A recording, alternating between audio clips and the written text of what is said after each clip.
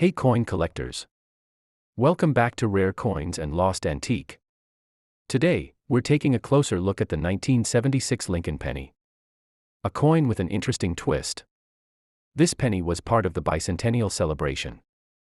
So instead of the usual Lincoln Memorial or wheat design on the back, it features the dual date, 1776 to 1976, and the iconic Lincoln Memorial on the obverse.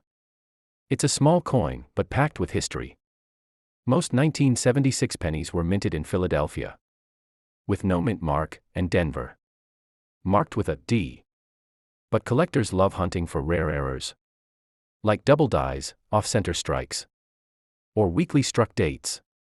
Some of these can be worth hundreds of dollars, depending on the condition. Even if your coin is just a regular one, it's a great piece of history, celebrating 200 years of American independence.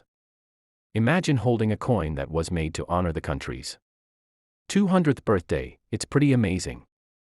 So if you enjoy learning about rare coins and lost antiques, make sure to like this video, subscribe to the channel, and share it with your friends.